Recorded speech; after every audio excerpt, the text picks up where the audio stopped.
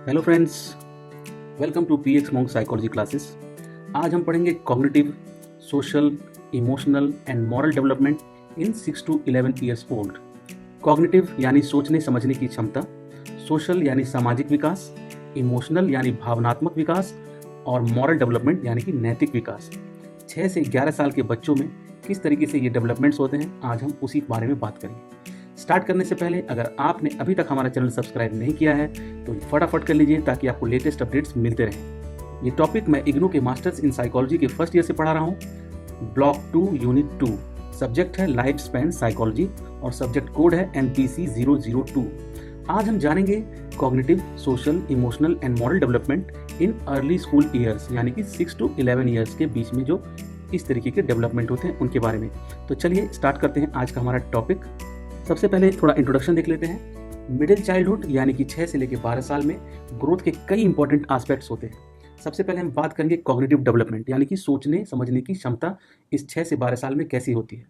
बच्चे जो हैं अब कॉम्प्लेक्स आइडियाज़ को समझने लगते हैं, जैसे कि मैथ्स के प्रॉब्लम को सॉल्व करना या कहानियाँ पढ़ना। वो कॉन्क्रीट इवेंट्स के बारे में लॉजिकली सोचने लगते हैं। उनकी फोकस, मेमोरी और डिसीजन मेकिंग स्किल्स जो है वो इम्प्रूव होती है इस टाइम ड्यूरेशन में।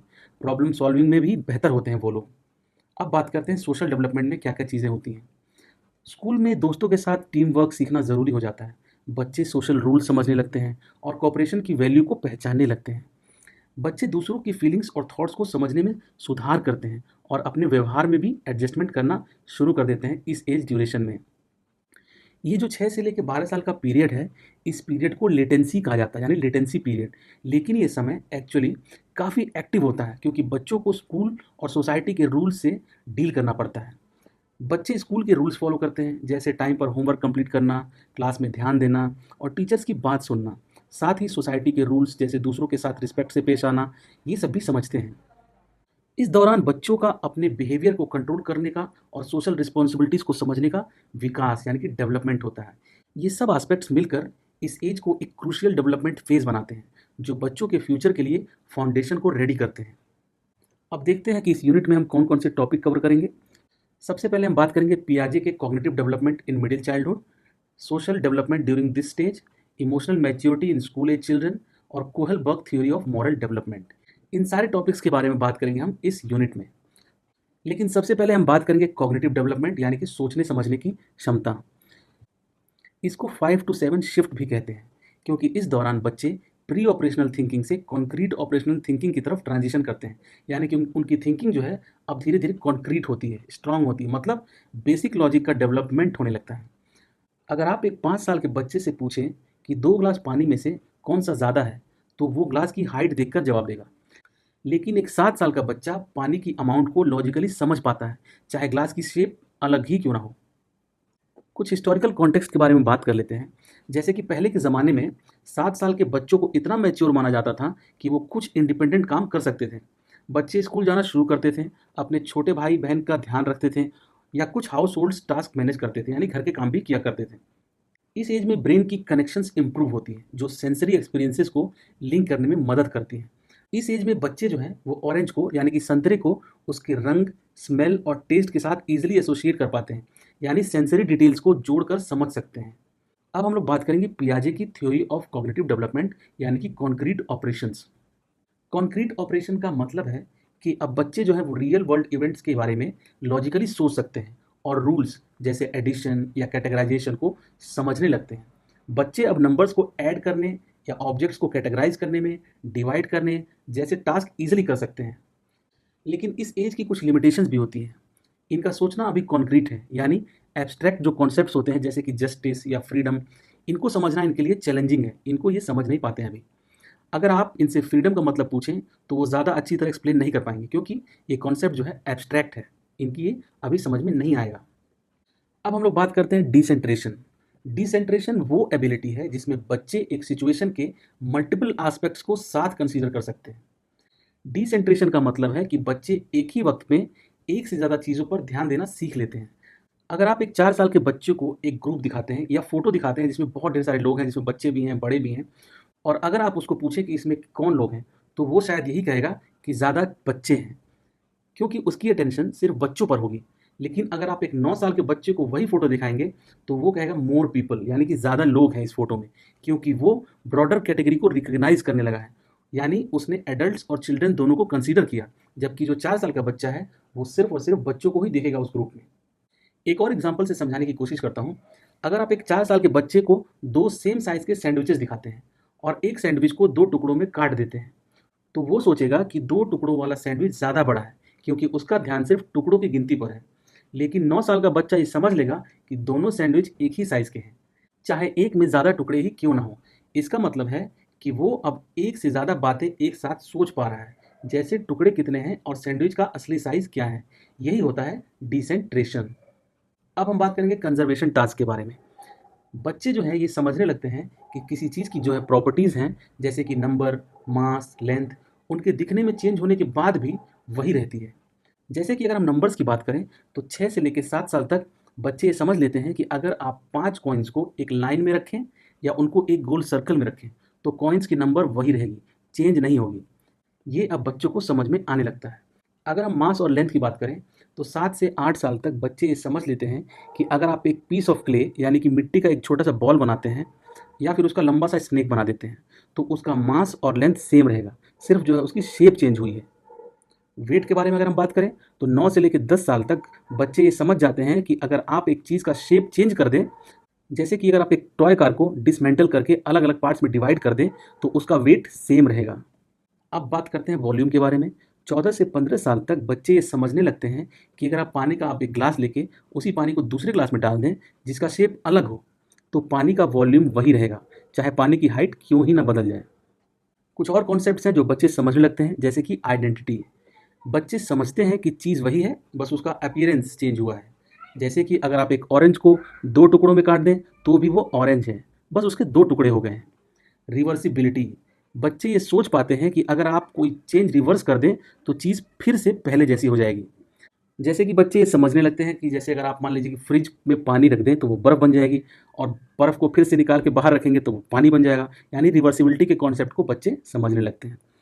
फिर आता है रेसिप्रोसिटी, यानी कि बच्चे ये समझते हैं कि एक चीज़ में एक एस्पेक्ट बदलने से दूसरे एस्पेक्ट में भी कुछ चेंज होता है। जैसे कि अगर आप एक ग्लास में पानी को ज़्यादा ब्रॉड ग्लास में डालते हैं, तो पानी की हाइट कम हो जाएगी, लेकिन पानी का अमाउंट सेम रहेगा। ट्रेनिंग का क्या इम्पैक्ट होता है इस एज में? अगर बच्चों को ये स्किल्स प्रैक्टिस करवाई जाएँ, तो इनका विकास यानी कि डेवलपमेंट और भी अच्छा होता है। अगर बच्चे रेगुलर कंजर्वेशन टास्क को प्रैक्टिस करते हैं, तो उनका लॉजिकल थिंकिंग बेटर होता है। कल्चरल डिफरेंस क्या होता है? अलग-अलग कल्चर में बच्चों का डेवलपमेंट अलग-अलग होता है, क्योंकि हर कल्चर के एक्सपीरियंसेस जो हैं अलग-अलग होते हैं। कुछ कल्चर्स में बच्चे जो हैं वो जल्दी कंजर्वेशन कॉन्सेप्ट को समझ लेते हैं, क्योंकि उनका एनवायरनमेंट ज़्यादा लॉजिकल थिंकिंग प्रमोट करता है। अगला टॉपिक है अ न्यू ईगोसेंट्रिज्म।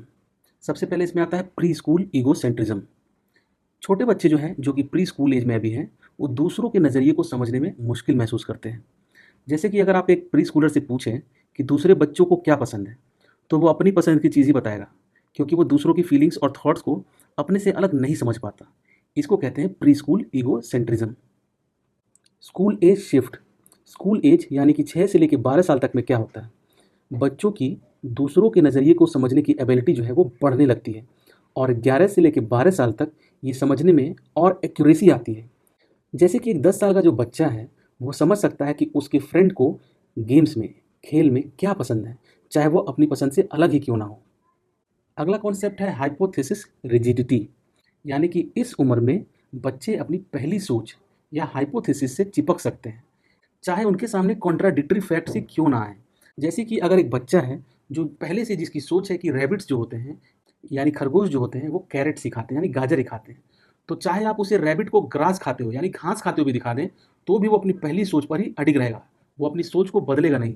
इसको कहते हैं हाइपोथेसिस रिजिडिटी। अब हम बात करेंगे लॉजिकल रीजनिंग के बारे में। इसमें सबसे पहले आता है इंडक्टिव रीजनिंग। क्या होता है इंडक्टिव रीजनिंग?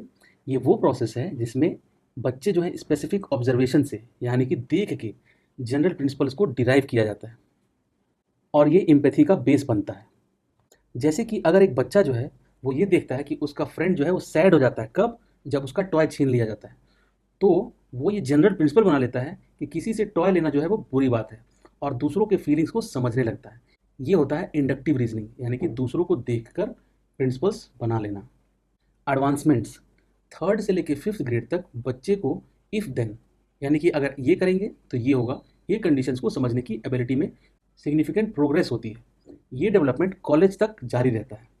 जैसे कि अगर आप एक 3rd ग्रेड के बच्चे को कहें कि अगर तुम होमवर्क कंप्लीट करोगे तो तुम्हें खेलने का टाइम मिलेगा, तो वो बच्चा जो है ये लॉजिक समझने लगता है और अपने एक्शंस को अकॉर्डिंगली एडजस्ट कर सकता है।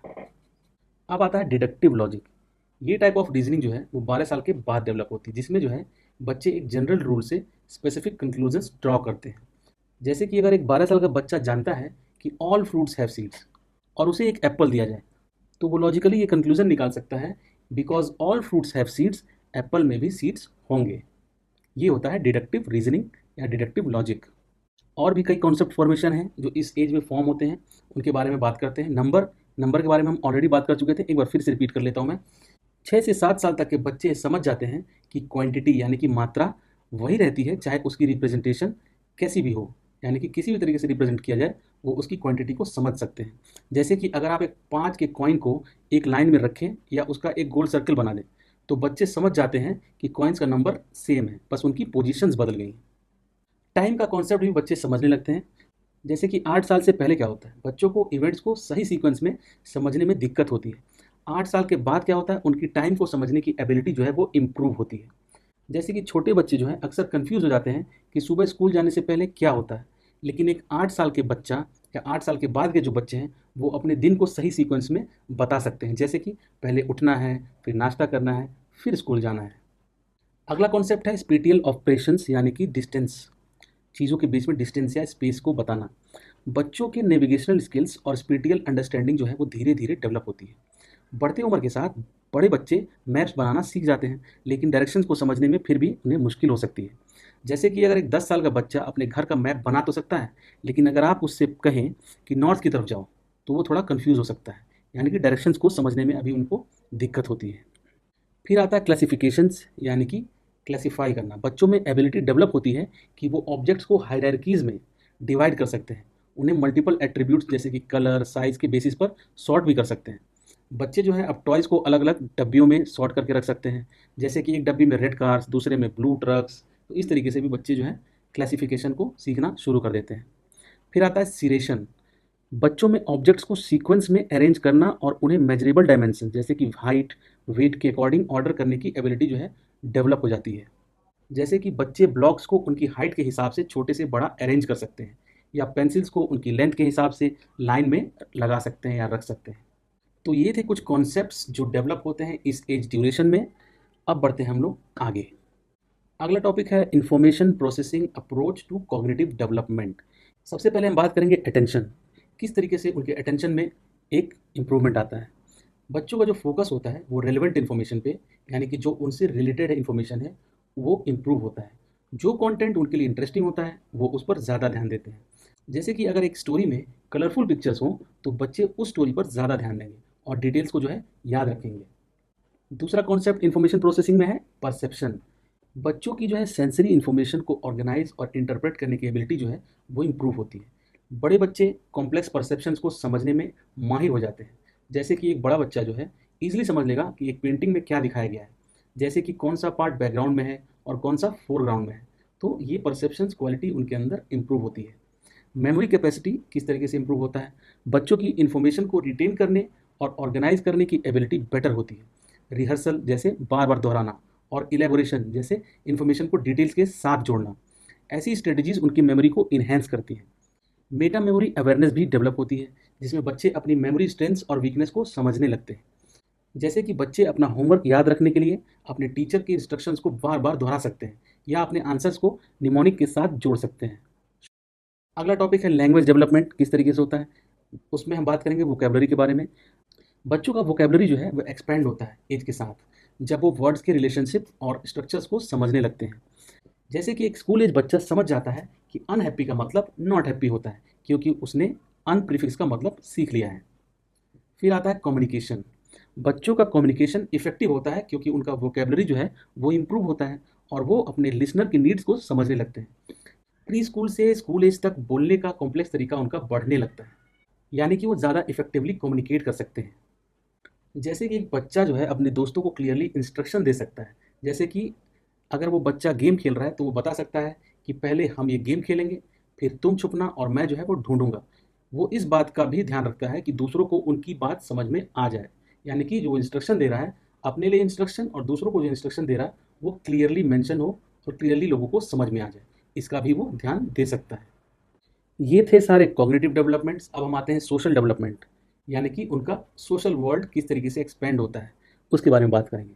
जैसे जैसे बच्चे बड़े होते हैं उनका सोशल वर्ल्ड सिर्फ फैमिली से आगे बढ़कर दोस्तों और स्कूल तक एक्सटेंड हो जाता है। अब बच्चे अपने स्कूल फ्रेंड्स के साथ ज़्यादा टाइम स्पेंड करते हैं, जिससे उनके सोशल स्किल्स और पर्सनैलिटी डेवलप होने लगती है। पेरेंट्स के साथ और सिबलिंग्स के साथ कैसे उनके रिलेशनशिप्स होते हैं। सबसे पहले बात करेंगे इंडिपेंडेंस के बारे में। बच्चे अपने पेरेंट्स से थोड़ा ज़्यादा इंडिपेंडेंस चाहने लगते हैं इस एज में, और अपने फ्रेंड्स के साथ ज़्यादा टाइम बिताने में इंटरेस्टेड होते हैं। एक 10 साल का बच्चा अपनी मॉम से ये कह सकता है कि मैं खुद अपना होमवर्क कर लूँगा, क्योंकि वो अपनी रिस्पॉन्सिबिलिटी खुद लेना चाहता है। फिर आता है पेरेंटल सपोर्ट। सपोर्टिव पेरेंट्स अपने बच्चों का कॉन्फिडेंस बढ़ाते हैं और उन्हें फेलियर से रिकवर करने में मदद करते हैं।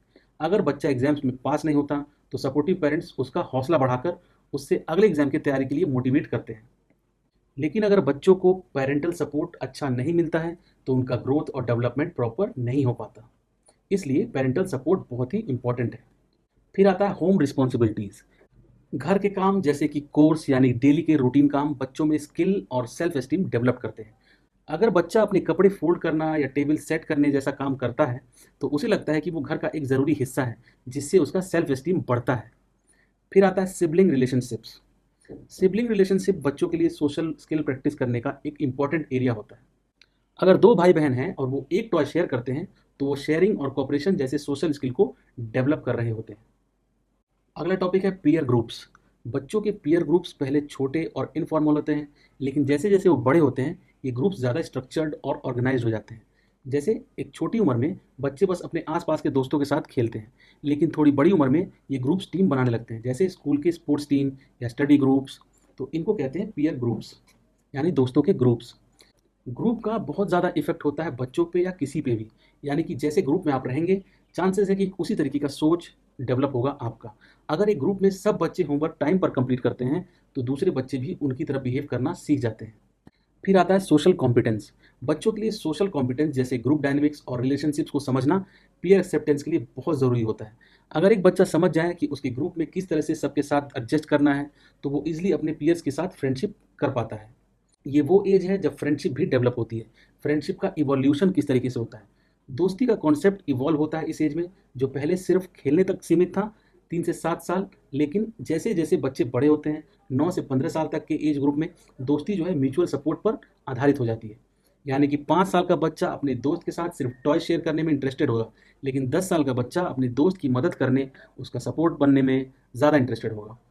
फ्रेंडशिप से बच्चे बहुत ढेर सारी चीज़ें सीखते भी हैं, यानी लर्निंग थ्रू फ्रेंडशिप। बच्चे अपने फ्रेंड्स के साथ कोऑपरेशन, गोल शेयरिंग और सपोर्ट देने जैसे स्किल्स सीखते हैं। अगर दो दोस्तों का ग्रुप एक स्कूल प्रोजेक्ट पर काम कर रहा है तो वो एक दूसरे के आइडियाज़ को रिस्पेक्ट करना और एक गोल के लिए मिलकर काम करना सीख रहे होते हैं। अब आता है सोशल कॉग्निशन। सोशल कॉग्निशन क्या होता है? सोशल कॉग्निशन का मतलब है दूसरों के इमोशंस और पर्सपेक्टिव्स को समझना। ये एबिलिटी स्टेजेस में डेवलप होती है। सबसे पहले कौन सा स्टेज होता है? ईगोसेंट्रिक व्यूज़, यानी 3 से 7 साल तक। इस स्टेज में बच्चे सिर्फ अपने ही नज़रिए से चीज़ों को देखते हैं। जैसे कि अगर एक 5 साल का बच्चा अपनी फेवरेट गेम खेलना चाहता है तो उसे लगता है कि सबको वही गेम खेलना पसंद है, क्योंकि वो दूसरों की पसंद को नहीं समझ पाता। दूसरा स्टेज है कंसिडरिंग अदर्स व्यू पॉइंट्स, यानी कि दूसरों के व्यू पॉइंट्स को समझना, जो कि आता है 10 से 12 साल तक। इस एज तक बच्चे दूसरों के नज़रिए को भी समझने लगते हैं। जैसे कि एक 11 साल का बच्चा अपने फ्रेंड से पूछ सकता है कि उसे कौन सी गेम खेलना पसंद है, और फिर दोनों मिलकर डिसाइड करते हैं कि क्या खेलना है। अगला टॉपिक है सेल्फ एस्टीम।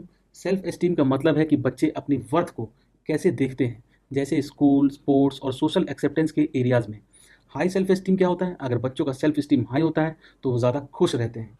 जैसे कि एक बच्चा अपनी स्कूल परफॉर्मेंस से खुश है, वो कॉन्फिडेंट फील करता है और दूसरों के साथ भी हैप्पीली इंटरेक्ट करता है।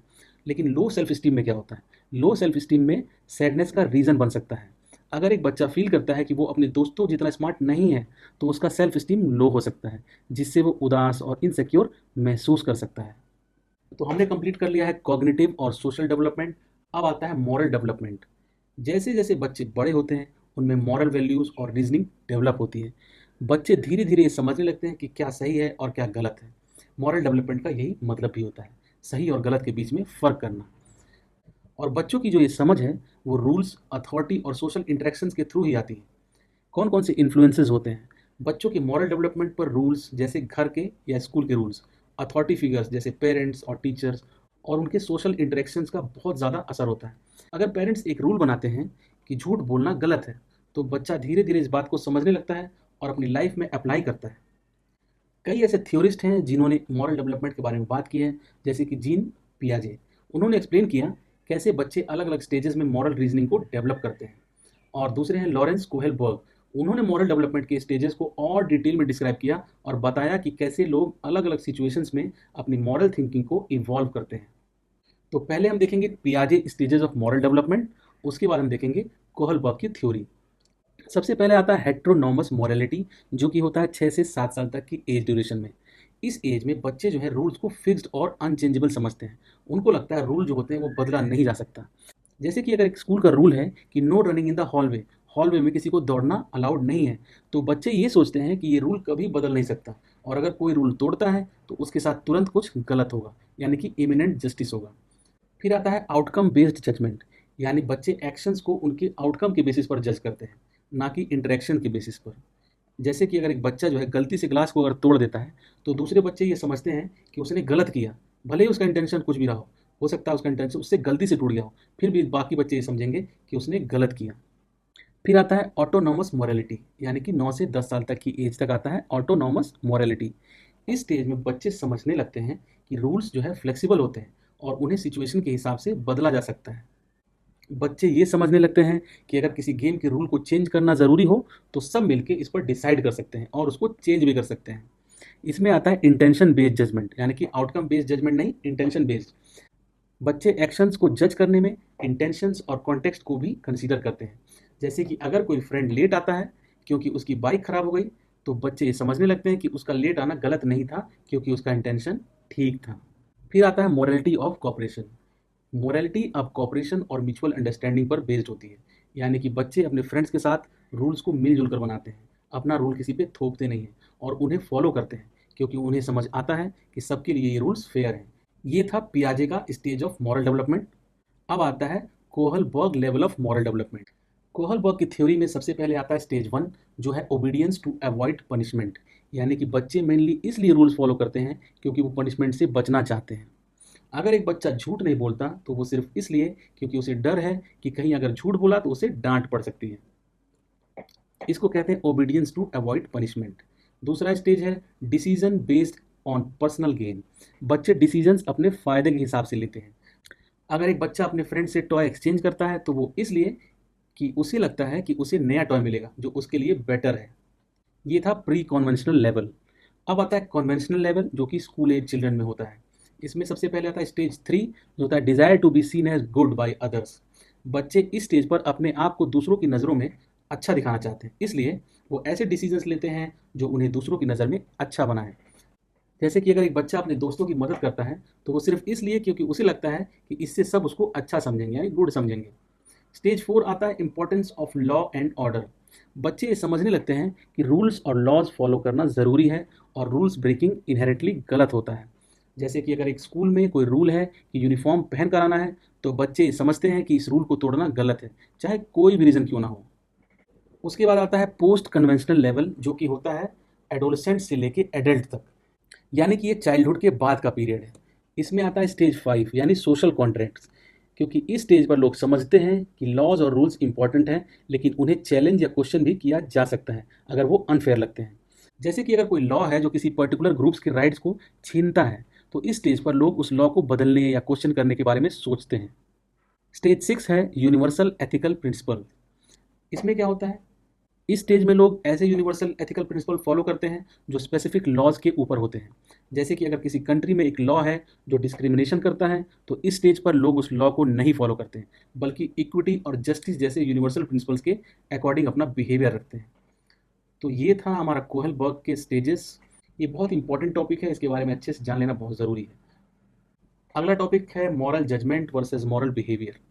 बच्चे जो है मॉरल प्रिंसिपल्स को समझ तो जाते हैं, बच्चे क्या कोई भी मॉरल प्रिंसिपल्स को समझ तो जाते हैं, लेकिन उन्हें अपनी डेली लाइफ में अप्लाई करने में मुश्किल होती है। तो क्योंकि अभी हम बच्चों के बारे में बात कर रहे हैं तो उसी के बारे में बात करेंगे। जैसे कि एक बच्चा जो है जानता है कि चीटिंग करना गलत है, लेकिन अगर उसे एग्जाम में अच्छे मार्क्स चाहिए तो वो अपनी नीड के हिसाब से रूल तोड़कर चीटिंग कर सकता है। बच्चे अक्सर अपनी नीड्स के लिए रूल्स तोड़ने को जस्टिफाई भी करते हैं।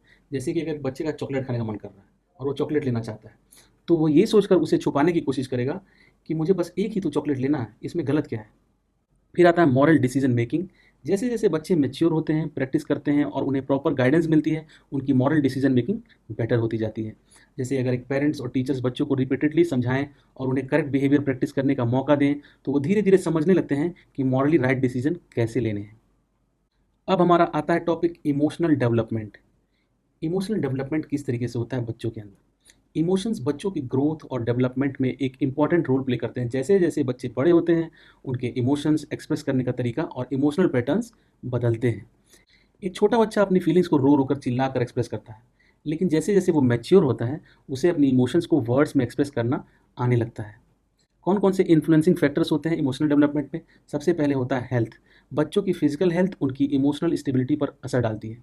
अगर एक बच्चा हेल्दी है तो वो ज़्यादा चेयरफुल और पॉजिटिव फील करेगा, लेकिन अगर वो बीमार है तो वो ज़्यादा इरिटेबल या सैड हो सकता है। फिर आता है intellect.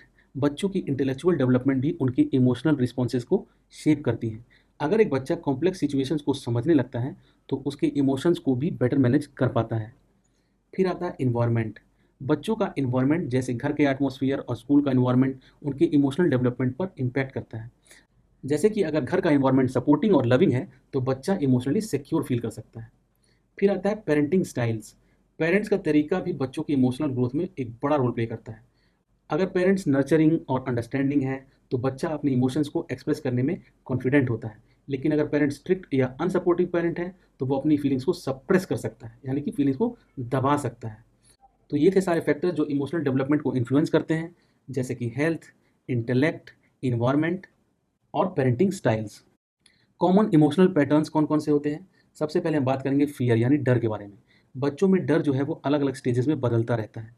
Specific to general fears. छोटे बच्चे अक्सर स्पेसिफिक चीज़ों से डरते हैं, जैसे अंधेरा या इमेजिनरी क्रिएचर्स। जैसे जैसे वो बड़े होते हैं उनका डर बदलकर ज़्यादा जनरल फियर्स में चेंज हो जाता है, जैसे फेलियर का डर, कोई कुछ बोल ना दे। इस फियर को वो लोग मैनेज कैसे करते हैं? जैसे जैसे बच्चे ग्रो करते हैं वो अपने डर को बेटर मैनेज करते हैं और अपने डर को ओपन तरीके से एक्सप्रेस करना कम कर देते हैं। जैसे अगर वो एग्ज़ाम से डरते हैं तो अपने डर को छुपाने लगते हैं और कॉन्फिडेंट दिखने की कोशिश करते हैं। दूसरा इमोशनल पैटर्न है एंग्जाइटी। डर के बाद एंग्जाइटी डेवलप होती है और ये अर्ली स्कूल ईयर्स में ज़्यादा कॉमन होती है। अपनी एंग्जाइटी को किस तरीके से वो एक्सप्रेस करते हैं? बच्चे अपनी एंग्जाइटी को डिप्रेशन, इरिटेबिलिटी या रेस्टलेसनेस के रूप में एक्सप्रेस कर सकते हैं।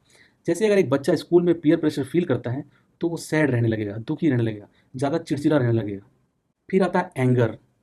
चाइल्डहुड में एंगर फियर से ज़्यादा कॉमन होता है। एंगर को ट्रिगर करने वाले फैक्टर्स होते हैं जैसे फ्रस्ट्रेशन, कोई बच्चे को चिढ़ाता है तो वो एंग्री हो जाता है, और अनफेवरेबल कंपेरिजन्स। अगर एक बच्चा अपनी डिज़ायर्ड टॉय नहीं पाता, अगर उसका फ्रेंड उसका मजाक उड़ाता है तो उसे गुस्सा आ सकता है। फिर आता है रिस्पॉन्सेज। अलग अलग तरह के रिस्पॉन्सेज हो सकते हैं, जैसे कि इम्पल्सिव रिस्पॉन्स।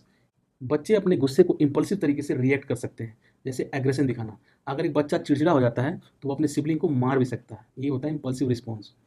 दूसरा होता है इनहिबिटेड रिस्पॉन्स। कभी कभी बच्चा अपनी फीलिंग्स को सप्रेस करके विड्रॉल शो करता है। जैसे कि अगर एक बच्चा गुस्सा होने पर अपने आप को सबसे अलग कर लेता है और चुप हो जाता है, तो ये है इनहिबिटेड रिस्पॉन्स। और कौन कौन से कॉमन इमोशनल पैटर्न्स होते हैं? क्यूरियोसिटी। क्यूरियोसिटी जो है वो बच्चों के इंटेलेक्चुअल डेवलपमेंट का फाउंडेशन है। बच्चे अपने आसपास की दुनिया के बारे में क्वेश्चन पूछते हैं, जैसे स्काई ब्लू क्यों होता है या प्लांट्स कैसे ग्रो करते हैं। ये क्वेश्चंस उनकी क्यूरियोसिटी का रिजल्ट है, जो उन्हें नए चीज़ें सीखने और समझने में हेल्प करते हैं। बच्चों में खुशी के अलग अलग लेवल्स होते हैं, जो क्वाइट कंटेंटमेंट से लेकर एक्सुबरेंस तक रेंज कर सकते हैं। स्कूल एज बच्चों के लिए सक्सेस, दोस्ती और प्ले खुशी के प्राइमरी सोर्सेज होते हैं। जैसे अगर एक बच्चा अपने एग्जाम्स में अच्छे मार्क्स लाता है, अपने दोस्तों के साथ खेलता है या नया स्किल सीखता है, तो उसे खुशी भी होगी, प्लेजर भी होगा और डिलाइट फील होता है। अब आता है इमोशनल टॉलरेंस। क्या मतलब होता है इमोशनल टॉलरेंस का?